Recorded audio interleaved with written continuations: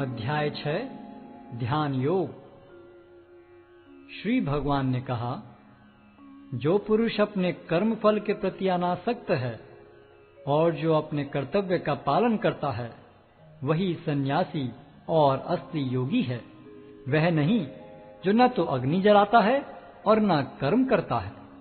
हे पांडुपुत्र, जिसे सन्यास कहते हैं, उसे ही तुम योग अर्थात पर ब्रह्म से युक्त होना जानो, क्योंकि इंद्रिय तृप्ति के लिए इच्छा को त्यागे बिना कोई कभी योगी नहीं हो सकता। अष्टांग योग के नवसाधक के लिए कर्म साधन कहलाता है और योग सिद्ध पुरुष के लिए समस्त भौतिक कार्यकलापों का परित्याग ही साधन कहा जाता है। जब कोई पुरुष समस्त भौतिक इच्छाओं का त्याग करके न तो इंद्रिय तृप्ति के लिए कार्य करता है और न सकाम कर्मों में प्रवृत्त होता है, तो वह योगारूढ़ कहलाता है। मनुष्य को चाहिए कि अपने मन की सहायता से अपना उद्धार करे और अपने को नीचे न गिरने दे। यह मनबद्ध जीव का मित्र भी है और शत्रु भी। जिसने मन को जीत लिया है, उसके लिए मन सर्वश्रेष्ठ मित्र है, किंतु जो ऐसा नहीं कर पाया, उसके लिए मन सबसे बड़ा शत्रु बना रहेगा। जिसने मन को जीत लिया है, उसने पहले ही परमात्मा को प्राप्त कर लिया है, क्योंकि उसने शांति प्राप्त कर ली है। ऐसे पुरुष के लिए सुख दुख, सर्दी गर्मी एवं मान अपमान एक से हैं।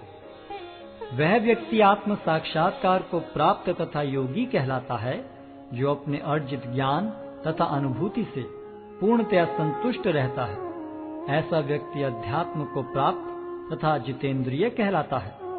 वह सभी वस्तुओं को, चाहे वे कंकड़ हों, पत्थर हों या कि सोना, एक समान देखता है। जब मनुष्य निष्कपट हितैषियों, प्रिय मित्रों, तटस्थों, मध्यस्थों, ईश्वालुओं, शत्रुओं तथा मित्रों, पुण्यात्माओं एवं पापियों को समान भाव से देखता है, तो वह और भी उन्नत माना जाता है। योगी को चाहिए कि वह सदैव अपने शरीर, मन तथा आत्मा को परमेश्वर में लगाए, एकांत स्थान में रहे और बड़ी सावधानी के साथ अपने मन को वश में करे। उसे समस्त आकांक्षाओं तथा संग्रह भाव की इच्छाओं से मुक्त होना चाहिए। योगाभ्यास के लिए योगी एकांत स्थान में जाकर भूमि पर कुशा बिछा दे और फिर उसे मृगछाला से ढके तथा ऊपर से मुलायम वस्त्र बिछा दे। आसन न तो बहुत ऊंचा हो न बहुत नीचा, यह पवित्र स्थान में स्थित हो।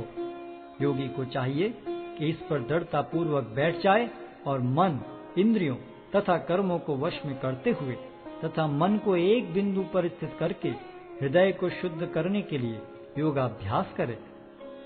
योगाभ्यास करने वाले को चाहिए कि वह अपने शरीर, गर्दन तथा सिर को सीधा रखे और नाक के अगले सिरे पर दृष्टि लगाए। इस प्रकार वह अविचलित तथा दमित मन से, भय रहित विषयी जीवन से पूर्णतया मुक्त होकर अपने हृदय में मेरा चिंतन करे और मुझे ही अपना चरम लक्ष्य बनाए। इस प्रकार शरीर, मन तथा कर्म में निरंतर संयम का अभ्यास करते हुए संयमित मन वाले योगी को इस भौतिक अस्तित्व की समाप्ति पर भगवत धाम की प्राप्ति होती है। हे अर्जुन, जो अधिक खाता है या बहुत कम खाता है, जो अधिक सोता है अथवा जो पर्याप्त नहीं सोता, उसके योगी बनने की कोई संभावना नहीं है। जो खाने, सोने, आमोद प्रमोद तथा काम करने की आदतों में नियमित रहता है, वह योगाभ्यास द्वारा समस्त भौतिक क्लेशों को नष्ट कर सकता है। जब योगी योगाभ्यास द्वारा अपने मानसिक कार्यकलापों को वश में कर लेता है और अध्यात्म में स्थित हो जाता है, अर्थात समस्त भौतिक इच्छाओं से रहित हो जाता है, तब वह योग में सुस्थिर कहा जाता है। जिस प्रकार वायु रहित स्थान में दीपक हिलता डुलता नहीं, उसी तरह जिस योगी का मन वश में होता है, वह आत्म तत्व के ध्यान में सदैव स्थिर रहता है। सिद्धि की अवस्था में, जिसे समाधि कहते हैं, मनुष्य का मन योगाभ्यास के द्वारा भौतिक मानसिक क्रियाओं से पूर्णतया संयमित हो जाता है। इस सिद्धि की विशेषता यह है कि मनुष्य शुद्ध मन से अपने को देख सकता है और अपने आप में आनंद उठा सकता है उस आनंदमय स्थिति में वह दिव्य इंद्रियों द्वारा असीम दिव्य सुख में स्थित रहता है। इस प्रकार स्थापित मनुष्य कभी सत्य से विपत नहीं होता और इस सुख की प्राप्ति हो जाने पर वह इससे बड़ा कोई दूसरा लाभ नहीं मानता। ऐसी स्थिति को पाकर मनुष्य बड़ी से बड़ी कठिनाई में भी विचलित नहीं होता।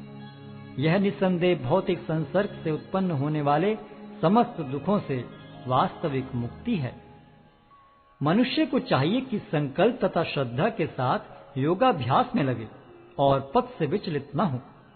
उसे चाहिए कि मनोधर्म से उत्पन्न समस्त इच्छाओं को निरपवाद रूप से त्याग दे और इस प्रकार मन के द्वारा सभी ओर से इंद्रियों को वश में करे।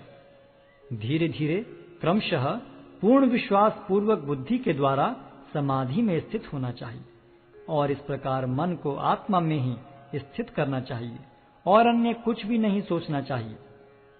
मन अपनी चंचलता तथा अस्थिरता के कारण जहाँ कहीं भी विचरण करता हो, मनुष्य को चाहिए कि उसे वहां से खींचे और अपने वश में लाए। जिस योगी का मन मुझ में स्थिर रहता है वह निश्चय ही दिव्य सुख की सर्वोच्च सिद्धि प्राप्त करता है। वह रजोगुण से परे हो जाता है।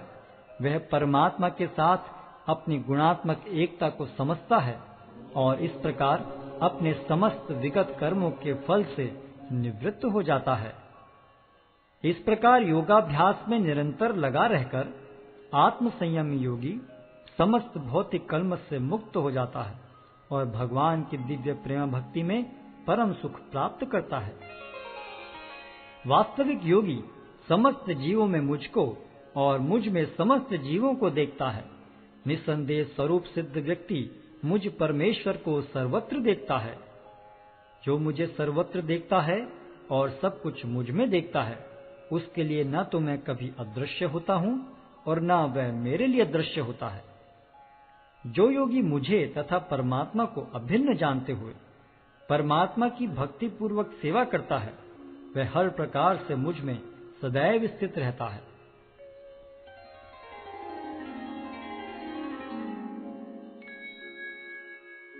हे अर्जुन, वह पूर्ण योगी है जो अपनी तुलना से समस्त प्राणियों की उनके सुखों तथा दुखों में वास्तविक समानता का दर्शन करता है।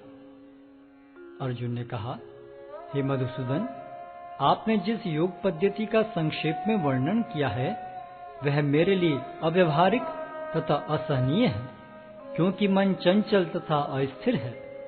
हे कृष्ण, क्योंकि मन चंचल, उच्छृंखल, हठीला तथा अत्यंत बलवान है, अतः मुझे इसे वश में करना वायु को वश में करने से भी अधिक कठिन लगता है।